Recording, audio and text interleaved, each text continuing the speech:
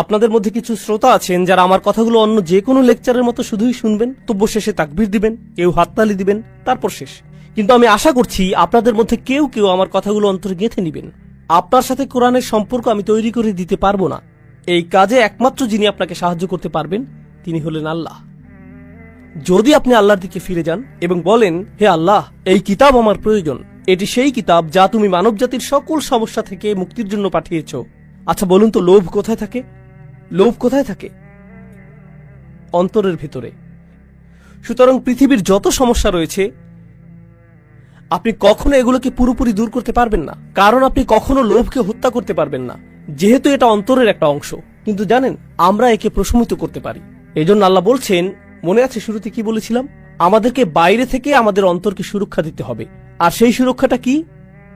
এটা হলো আল্লাহর বাণী। আল্লাহর কথাগুলো যখন আপনার অন্তরে প্রবেশ করে, আপনার অন্তরটা তখন অধিক শক্তিশালী হয়। আপনি তখন আপনার আকাঙ্ক্ষাগুলো সংযত রাখতে পারেন, আসক্তিগুলোকে নিয়ন্ত্রণ করতে পারেন। এটা কতটা দুঃখজনক যে এখন কত তরুণ পর্নোগ্রাফিতে আসক্ত। এটা একটা বাস্তবতা। আমি কত তরুণের সাথে কথা বলেছি, তারা আমাকে বলেছে এটা তো সাধারণ ব্যাপার, আপনি আমাকে কি করতে বলছেন? তাদের অন্তরগুলো এতটাই মৃত হয়ে গিয়েছে, তারা বলছে এটা সাধারণ বিষয়। এটা একটা স্পষ্ট চিহ্ন যে অন্তরটা মরে গেছে। কিভাবে আল্লাহর কথা সে অন্তরে প্রবেশ করবে? আমরা একটু চিন্তা করি।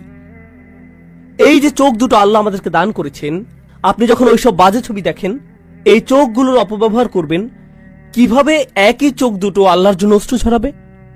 একই চোখ দুটো দিয়ে কি এটা করা সম্ভব? এই যে জিহ্বা আল্লাহ আপনাকে দিয়েছেন, এর মাধ্যমে আপনি আল্লাহর কথাগুলো তেলাওয়াত করতে পারেন, অথচ আপনি আপনার সারাদিন অতিবাহিত করেন গালিগালাজ আর মন্দ কথা বলে। এই হাত দুটো আপনি আল্লাহর সামনে তুলেন এবং রাখেন যাতে আপনি আল্লাহর সামনে দাঁড়াতে পারেন। এই একই হাতগুলো আপনি ব্যবহার করেন অভদ্র অঙ্গভঙ্গি করতে বা অন্যায় কাজ করতে। এই একই হাত। আমরা কিভাবে আমাদের নিজেদের ব্যাপারে সচেতন হব? আল্লাহ বলছেন, ওয়ালা তাকুনু কাল্লাযীনা নাসুল্লাহা ফাআনসাহুম আনফুসাহুম। তোমরা তাদের মতো হইও না যারা আল্লাহকে ভুলে গিয়েছিল, আর আল্লাহকে ভুলে যাওয়ার ফলে আল্লাহ তাদেরকে নিজেদের ব্যাপারে ভুলিয়ে দিয়েছেন। আপনি এমনকি জানবেনও না যে আপনি কেমন। আপনি আল্লাহর একজন সম্মানিত সৃষ্টি, কিন্তু এই লোভের কারণে আপনি একটা পশুর চেয়েও অধম হয়ে গিয়েছেন। দয়া করে নিজেকে বাঁচান, নিজেকে বাঁচান। আমি আপনাকে বাঁচাতে পারবো না। আপনাকে বাঁচানোর চেষ্টা আপনার নিজেকেই করতে হবে। আল্লাহি যত ছবি, এগুলো প্রচারের জন্য যত বিজ্ঞাপন এবং এর সংশ্লিষ্ট যত কিছু আছে, যারা আমাদেরকে পশুর স্তরে নামিয়ে নিতে সদা তৎপর, তারা খুবই শক্তিশালী। প্রচুর টাকা ব্যয় করা হয় বাচ্চাদের মধ্যে যৌনতা ছড়িয়ে দেওয়ার জন্য।